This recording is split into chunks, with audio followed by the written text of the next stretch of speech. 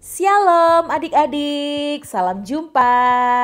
Kembali Miss Magda mengajak adik-adik untuk selalu bergembira, bersemangat dan pastinya juga melakukan segala aktivitas dengan semangat. Gimana kabar adik-adik? Sehat semuanya ya bersama dengan keluarga? Walaupun kita banyak aktivitas di rumah saja, tapi Miss Magda berharap kita terus menjaga kebersihan dan kesehatan dan mentaati protokol kesehatan 5M. Apa aja itu 5M adik-adik? Mencuci tangan menggunakan sabun dan air yang mengalir, memakai masker, menjaga jarak aman, mengurangi mobilitas, dan menghindari kerumunan. Kita sama-sama berdoa dan berharap pandemi COVID ini segera selesai dan berlalu. Amin. Oke deh adik-adik, setelah pekan lalu Miss Magda mengingatkan adik-adik betapa pentingnya komunikasi yang tepat, yang baik, yang sopan, yang hormat dengan satu tema komunikasi asertif. Ada pula ya, masih ingat komunikasi itu ada komunikasi pasif, ada komunikasi agresif ya, ada pula komunikasi asertif. Miss Magda yakin di era kecanggihan teknologi ini adik-adik gampang banget untuk belajar beraneka ragam komunikasi ya. Walaupun adik-adik bisa bilang, kan komunikasi itu cuman ngomong, kecil, gampang, mudah. Nah, tapi adik-adik, seberapa banyak di antara kita yang sering sekali punya hambatan komunikasi? Baik itu komunikasi langsung, komunikasi tertulis melalui sosial media, atau mungkin komunikasi jarak jauh misalnya ya.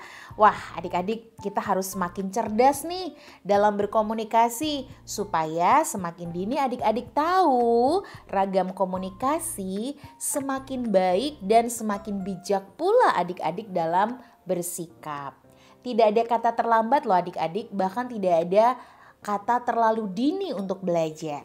Karena yang namanya belajar, melatih diri, meningkatkan kemampuan atau keterampilan, berapapun usia kita, pastilah selalu tepat. Ya, jadi semakin dini adik-adik tahu tentang beragam komunikasi ini justru semakin baik, semakin bagus, sehingga ini memperlengkapi dan juga membekali adik-adik menjadi generasi yang smart alias cerdas, ya, generasi yang mudah dan cepat beradaptasi alias supel ya, cepat menyesuaikan diri dan pastinya memiliki budi pekerti maupun karakter yang baik. Nah, setuju ya?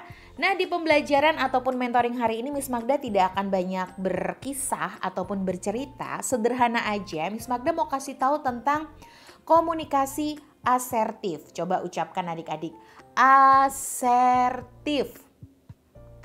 Asertif, oke. Nah adik-adik, komunikasi asertif ini adalah sebuah cara untuk kita berkomunikasi dengan sesama kita. Tentu saja dengan penyampaian yang secara terbuka ya, tetapi tetap menjaga rasa hormat kepada orang lain.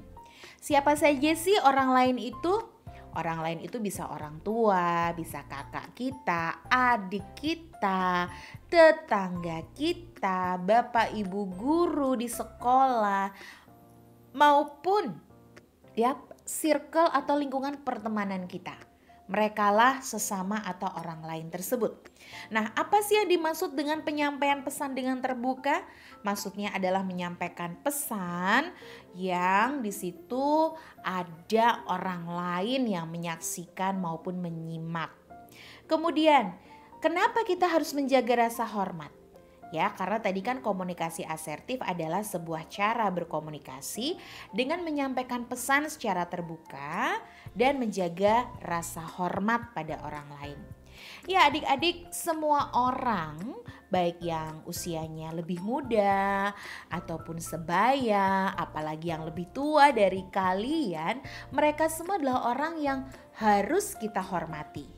Bukan berarti karena kita punya adik atau punya teman, punya saudara yang secara usia lebih muda, terus kita bilang, kamu kan masih muda, kamu gak usah dihormati. Oh, jangan adik-adik.